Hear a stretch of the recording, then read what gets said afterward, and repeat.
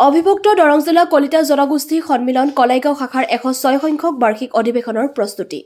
কলাইগাঁও বটিয়ামাৰী শাখা কাৰ্যালয়ত অনুষ্ঠিত হ'ব বাৰ্ষিক অধিৱেশন।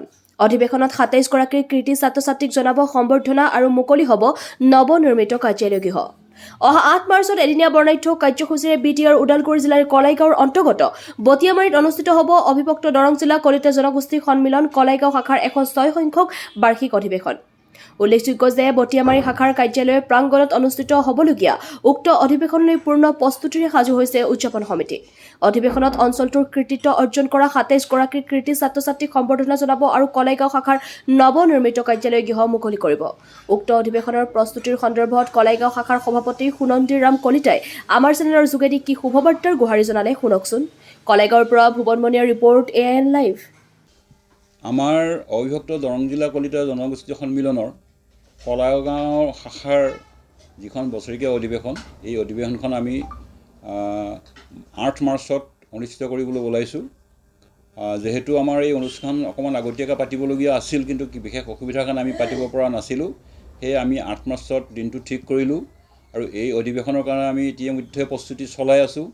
আৰু এই অধিৱেশনতেই আমাৰ 2024 বৰ্ষৰ যিখিনি মেট্ৰিক আৰু হায়াৰ ছেকেণ্ডেৰী ল'ৰা ছোৱালীয়ে শিক্ষাৰ্থীৰে উত্তীৰ্ণ হৈছিল, তেওঁলোকক আমি এটা সম্বৰ্ধনা জনোৱাৰ এটা ব্যৱস্থা কৰিছোঁ।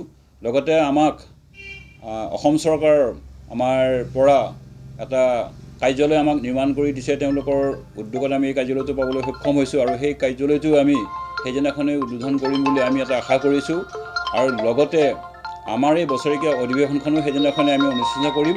এনেকৈ 3টা কাৰ্যসূচী আমি এদিনীয়া কাৰ্যসূচীৰে আমি আৰম্ভ কৰিবলৈ ইতিমধ্যে যোজা চলিছে। আৰু আমাৰ যিখিনি ল'ৰা ছোৱালীক দিবলগীয়া সম্বৰ্ধনা পত্ৰই হওক বা আপ্যায়নৰ ব্যৱস্থা, আমি সকলোবিলাক যোজা কৰি আছোঁ। আৰু 2টা দিন বাকী আছে মাজত। আমি এই 2টা দিনত আমি সম্পূৰ্ণ কাৰ্যসূচী সম্পূৰ্ণ কৰিবলৈ সক্ষম হ'ম। প্ৰভু ভগৱন্তই নিশ্চয় আমাৰ কলিতা জনগোষ্ঠীৰ কাৰণে চকু মেলি চাব। আৰু আমাৰ বটিয়ামাৰীৰ যিখিনি বটিয়ামাৰীৰ ৰাইজখিনি আমাক যথেষ্ট সহায় সহযোগ কৰিব আৰু আগে পিছেও তেওঁলোকে সহায় সহযোগ কৰিছে। আৰু আমাৰ এইবাৰ যিখিনি আপ্যায়নৰ ব্যৱস্থা, আমাৰ বটিয়ামাৰীৰ যিখিনি কলিতা জনগোষ্ঠীৰ ৰাইজ আছে, তেওঁলোকে আপ্যায়নখিনি আমাক দিব, ৰাইজক আপ্যায়নখিনি কৰিব।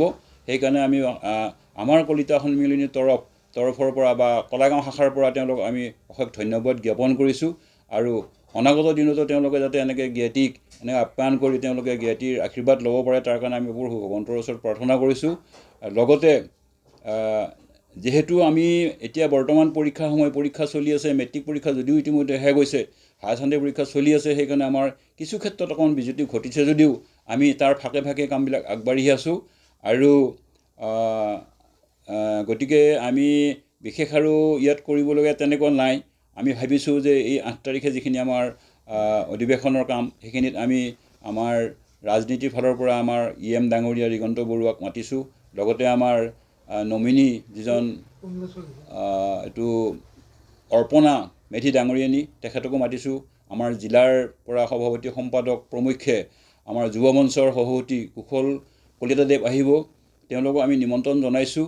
আৰু যিখিনি আমাৰ শিক্ষাৰ্থীক আমি এইটো সম্বৰ্ধনা জনাম, তেওঁলোকো আহিবলৈ ইতিমধ্যে সাজু হৈ আছে, তেওঁলোকো আহিব। কিছুমানৰ পৰীক্ষা শেষ হৈছে, আহিব।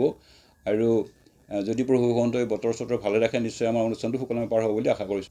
মুখ্য অতিথি হিচাপে আমাৰ বৰ্তমান বিটিআৰ মধুবৰী সমষ্টিৰ EM শ্ৰদ্ধাৰ দিগন্ত বৰুৱা ডাঙৰীয়া থাকিব। তাৰপিছতে আমাৰ মধুবৰী সমষ্টিৰ সভাপতি তিল ডাঙৰীয়া থাকিব। আমাৰ এইটো খালেংদুৱাৰ সমষ্টিৰ নমিনী বা আপোনাৰ বাইদেউ অৰ্পণা মেধি থাকিব। ইয়াৰ উপৰিও আমাৰ যুৱ মঞ্চৰ সভাপতি কুশল কলিতা থাকিব। জিলাৰ সভাপতি আমাৰ ৰামচৰণ চহৰীয়া থাকিব।